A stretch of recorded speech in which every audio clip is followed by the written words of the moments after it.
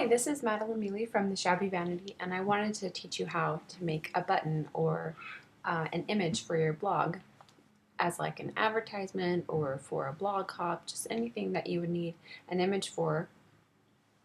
So this is what we're going to be making. It's a blog hop button.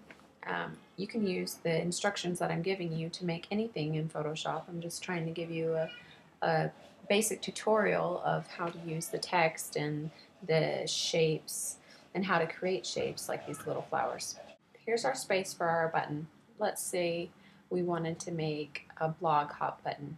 So let's first by starting out thinking what kind of base do we want. Let's say my blog colors are, let's say that they're blue and white. So let's first start by creating a circle.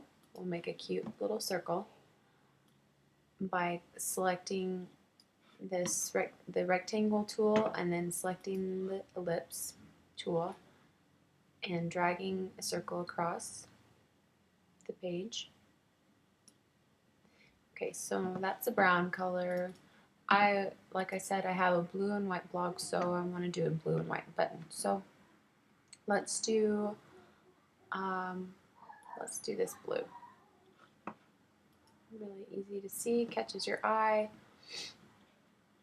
And now, let's say I wanted this to be a blue button with white polka dots. So I'm going to double click on the layer and I'm going to go to Pattern Overlay.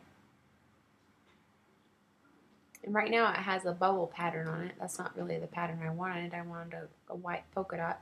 So I scroll through my patterns and I pick a white polka dot. And now it's really cool. I like to bevel in or emboss my buttons sometimes. So click Bevel and Emboss, and let's change the depth and the size. So let's see what this shadow would look like if it was blue. See if that would be any better. It's about the same. I think the blue looks a little nicer. Increase this. I'm just messing with this how I think it looks nice. You can do how you want. The gloss contour, normally a button is rounded, so let's do that. Looks pretty nice. Okay, so we press OK to save it. And now we're going to add text. So in order to do that, you can click T on your keyboard, or you can go over to your tools and click T. And we're going to click anywhere on there, and we're going to type in, let's say, my blog hop. Type that in. Oh, what's wrong? I can't even see it. Well, if you select it and then increase the size of the text, you'll be able to see it. Alright, so now I have it on here, but it's white text and it's hard to see. So we can easily change the color of our font by selecting it and then clicking a different color. So there's a dark blue. Let's see if there's a darker blue that we can use. Okay, so now we can change the font by coming up here on the menu and increase the size.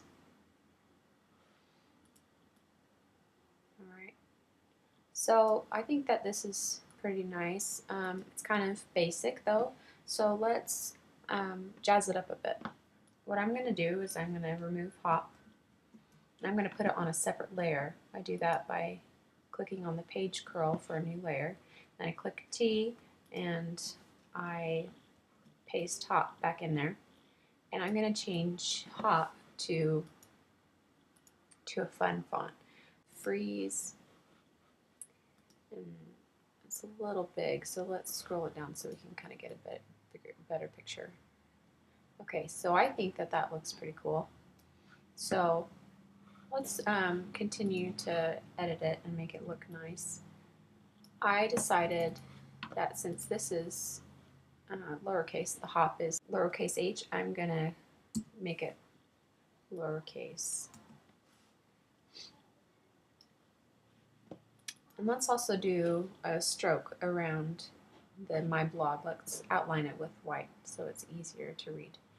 So what I do is I click on the layer style, and I just can do that by double clicking the layer, and I'm going to select stroke. So now it's on. I don't have to keep it at these settings. I can increase it, see how it's making it bigger, or I can decrease it. So let's decrease like that, and then let's change the opacity just a tad bit. So now we're going to do a drop shadow. I like to add drop shadows to some of my text. I feel like it adds a good part of depth. Let's change the spread maybe, and the size, and keep the size pretty tiny too. Okay, so I press OK, and looking at this now, I realize that I want to put a stroke on hop too. So all I have to do is right click my blog, copy the layer style, right click hop, and paste the layer style. So I don't have to go in there and redo what I just did. I can just copy and paste the layer styles, which is really nice. Maybe I should change the color of hop because I just need some more variety on this button. So let's select hop and let's try a fun color. I think that one is really fun. It really pops. Let's see if we can adjust it a little bit. Okay, so now I mentioned doing a flower before. Let's see if we can make a cute little flower here in Photoshop. So I add a new layer, and then I select the ellipse tool, and what I'm going to do is I'm going to draw a little circle.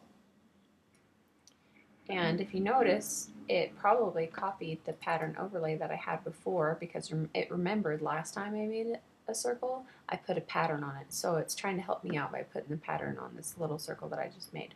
So I'm going to go into layer style, and I'm going to clear out that pattern overlay by unclicking it. And then I'm going to duplicate this layer so I don't have to redraw that little circle again to make the next petal. Let's see. And then duplicate it again. Press OK, and then move it. You can move something by pressing B on the keyboard or the move tool. It's pretty self-explanatory. So I'll probably want to do one more petal after this. Okay, so I see these petals, or they have the potential to be petals, so I can outline each circle so that they look like petals, or I can outline all of them so it kind of creates a different type of flower. So I think I'm going to outline all of them, and the way that I do that is I select this layer and then shift click the bottom one so it selects all these layers, so I don't have to keep selecting them all one by one. Right click, and I'm going to merge the layers together. And I think that I'm going to create the outline like I did with my letters, and then I select the move tool and I move it over. If you can't move it with your mouse very well, you can always move it with the arrow keys. So now I need to create the middle of the flower, like a little bud in the middle. So I select white from my swatches and just click the brush tool and do that. So I think that might be a little too big, so I undo by clicking Command Z, or edit, undo, and resize it and select. Okay, so I can't see that flower very well, so what I'm going to do is just going to create a drop shadow, increase the opacity and distance from the flower.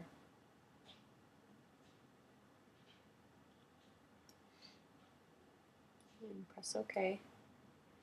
So now I want to create another little flower right next to it, so I duplicate that pink flower layer. And I'm going to press Command T. And what this is going to let me do is it's going to let me change the size of the flower that I just made, the duplicate. And I'm going to move it over. And let's go over to the layer style of this one so we can change the color. You can easily change the color of this flower by clicking Color Overlay. And let's make it this dark blue. So now on the layer where we have the white middle of the pink flower, we're going to move that underneath the flower we just made on the layers panel, and we're going to create another layer for the middle of this flower. Okay, so now that I'm looking at this, I realize I kind of want to move over this blue flower a little bit. So I select both those layers, press V, and I move it over. So I'm going to create one more flower so I can duplicate both those layers and move both of them over at the same time. So now, I don't know if you can see or not, but let me zoom in. Do you see how the bottom of that pink flower we just made is cut off? Here's a way that is really good for saving that edge of that flower. So what we do is we just click Image and then select canvas size. It should show you the shortcut right next to it so you can use that next time. But go to our canvas and we're going to increase the height so that we can see that bottom of that little flower. So I think that if we increase it to 165, I think that should be plenty. We're going to make our anchor point up the top so that it spreads that extra 15 pixels downwards. Okay, so that made plenty of room for us. But now I look on the left side and I realize that my circle's kind of cut off on the left side. So I go back to my canvas size. I'm going to increase the width too. And the anchor point is in the middle. Alright, so now I zoom back out and I want to move my whole button down so I can have it kind of centered a little bit better. So I select the very top layer and I scroll down and I select the very bottom layer, shift click, and I press V and I move it down with my arrow keys so it's nicely centered. So now that I'm almost done, I want to create a drop shadow around the blue circle. So I double click the layer style where the blue circle is and I select drop shadow. But sometimes I need to see what it's actually going to look like on a white background, because right now they are telling you that this is on a transparent background. So I want to see what it will look like on a white background so that when I upload it to my white blog, I'll know what it looks like. So I create a new layer, I fill it with white with the bucket tool. The bucket tool can be found in your toolbox, and I move the layer below the blue circle. So I think that looks really nice. I want to keep that transparency just in case someone has a black blog and they put this button on their blog. So what I'm going to do is I'm just going to make this white layer that I just made, I'm going to make it invisible by clicking the eye. So we're back to the checkered. So I'm going to save this, go to Save As, and I'm going to save it as tutorial blog. In the format, I'm going to save it as PNG. Click Save. PNG will preserve the transparency, but if you save it as a JPEG, that white background is going to come back. So click OK, and then we're done.